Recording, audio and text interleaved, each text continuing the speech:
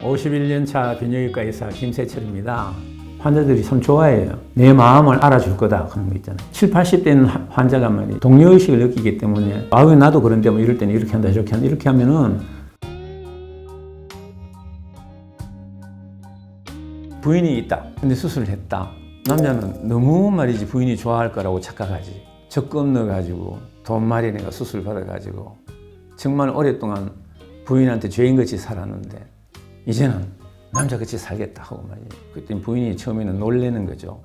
안 되던 사람이 어떻게 말이지. 성생활을 하다 보니까 이게 시도 때도 없이 발기가 되는 거거든요. 그러니까 이 남편이 나를 위해서 했는가 하고 의심을 하기 시작한 거예요. 놀기 위해서 했는 거 아니냐. 가서 뽑아라 이런 거예요. 그 남편은 몇 년 적금해가지고 어렵게 수술을 했는데 뽑아라 가니까 너무 어기 막히는 거 아니겠습니까? 성이란 것은 장애는 내가 갖고 있지만은 성이라는 상대가 있어요. 그래서 항상 치료를 하는 것에 대해서는 부부가 같이 와서 상담을 해야 된다는 것이죠. 근데 우리나라 사람들은 혼자 와서 말이지 모든 걸 다 해결해 버리려고 하는 그런 경향이 상당히 높거든요.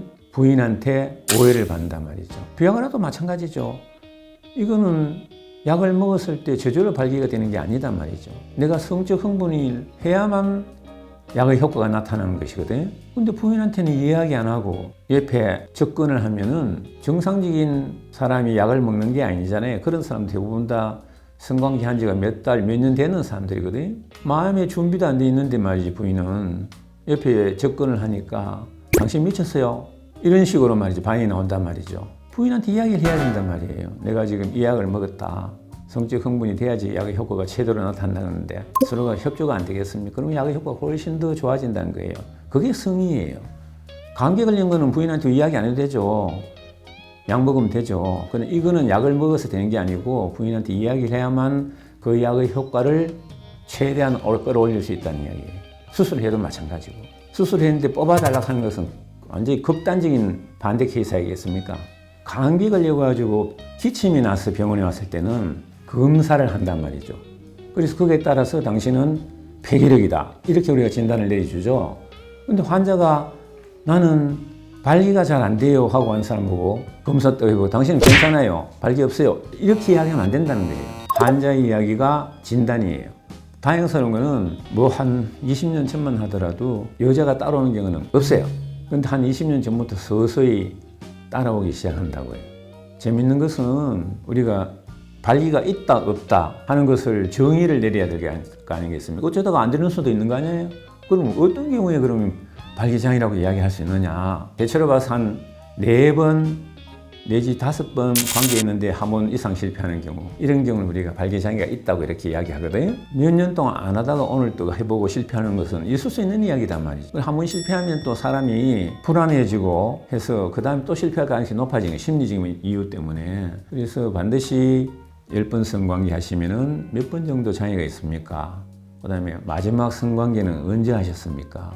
이런 것을 물어본다 이거예요. 부부가 같이 왔을 때 10번 중에 몇 번 장애를 받습니까? 하고 물으면 한참 이렇게 뭐 생각하는 것이 이제 한다고요. 3번 정도 뭐 이렇게 이야기하거든요. 부인이 옆에 딱 있다.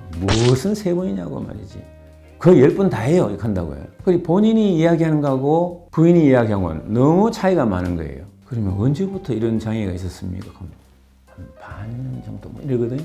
반년은 뭡니까? 몇 년 됐어요, 몇 년. 부인이 그렇게 한다고요. 그래서 같이 와야 되는 거예요. 그래야지 실상을 알 수가 있어요. 본인이 체감하고는 전혀 다르다는 거죠. 처음에 뭐 안얼마로 왔을 때 성기능 장애 때문에 왔습니다. 이렇게 이야기 안 하는 사람이 더 많아요. 특히 나이 많은 사람들. 오줌빨이 시원찮아가지고.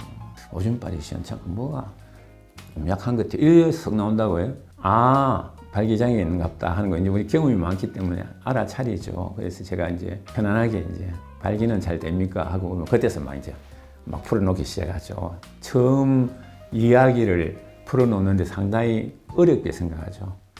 그래서 비뇨기과 의사가 이 나이가 들면 좋다는 점이에요. 젊은 의사 앞에서는 풀어놓기가 참 힘들거든.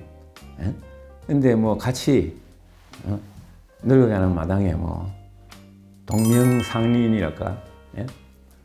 그런 마음으로 친구처럼 이야기할 수 있으니까 비뇨기과에서 나이 들어도 먹고 사는데 도움이 됩니다.